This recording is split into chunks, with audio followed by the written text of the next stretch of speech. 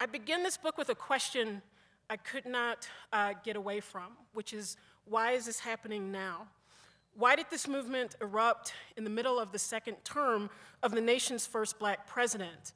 Of course, it was a new question because I began writing the book 5 months after protest exploded in the suburb of Ferguson outside of St. Louis, Missouri. Basically, I began writing the book to answer my questions about this thing that would evolve into Black Lives Matter. The arrival of Black Lives Matter seemed simultaneously overdue and from out of nowhere. But if we think back into, or back towards the heady days of Barack Obama's election as the nation's first Black president, the New York Times ran a serious article that asked the question of whether the election meant the end of Black politics. The idea was not that African Americans would no longer be involved in politics, but the assumption was that it would no longer be necessary for a separate and particular politics attuned to the oppression of Black people. This, of course, dovetailed with the idea that the United States was entering into a post-racial period. And while most Americans didn't buy that the country was moving beyond race, among almost all Americans, there was widespread optimism that Obama's victory indicated that the country was shedding its long history of racial injustice. How ironic, then, during the twilight of Obama's presidency, we have witnessed the birth of a Black social movement and the revival of radical Black politics. The movement is known by its most popular slogan, Black Lives Matter.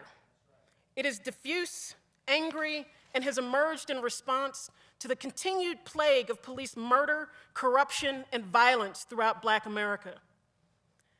Black Lives Matter is not incidental to the Obama presidency, but in many ways it is a product of it. And why did this happen, and why now did this happen now?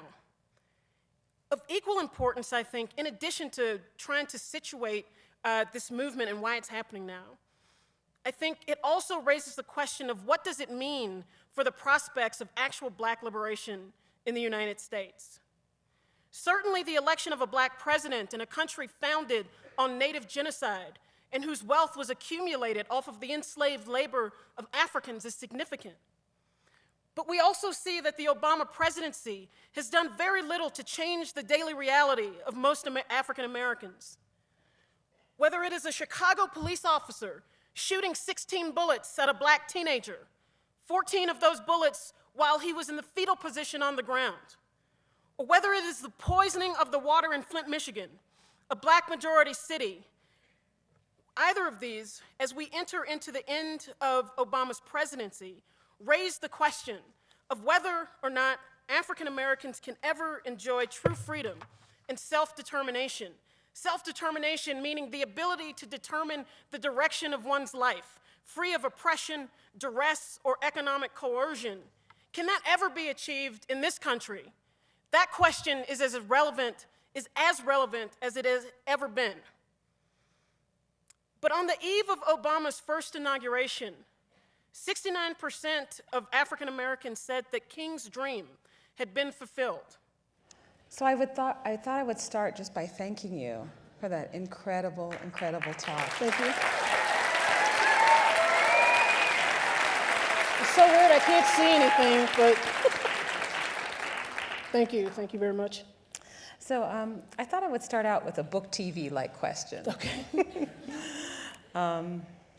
I think as an author, we often start out with a question that we want to answer. In my case, the question that I wanted to answer, I was writing about the genesis of the Black Panther Party in Oakland, and I wanted to know why Oakland. It wasn't obvious to me why such a small city that in 1940 had a Black population of 2% would produce this new form of politics and not a large city like Chicago or New York.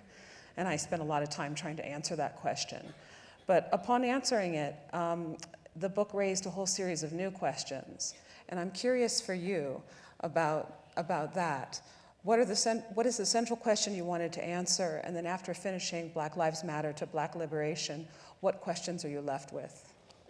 So I really, as I started out at the beginning of the talk, I really was compelled by this question of why was this happening now. I mean, even if you had a slightly less illustrious view of the Obama presidency, it didn't, necessarily make sense that this type of movement didn't emerge under Bush in the aftermath of Katrina or in response to the, I don't know if people are familiar with the crisis in Jena, Louisiana, that produced a sort of brief influx of protest around these high school students that had been criminally charged after protesting against white racism at their high school. And so I really was trying to understand that. And the more that I sort of read and then talked to people about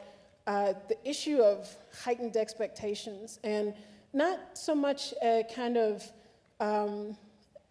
false optimism that Obama was going to come into office and lead a social movement and somehow transform himself into a Black Panther. But the idea that, yes, I know, it's very funny to think about that now. He did. But the idea that this would mark a break with the with things that happened in the very recent past, I think was was very palatable, and it's easy to be cynical about that right now. But I remember very clearly being at Grant Park the night that Obama won the presidency, and Chicago remains the most segregated city in the United States, and there were Black and white people high-fiving each other, strangers hugging each other in the street. There were hundreds of thousands of people who converged on downtown Chicago in celebration of this historic moment. And I think that, that meant something to people, and there's this slow withering away of that very quickly.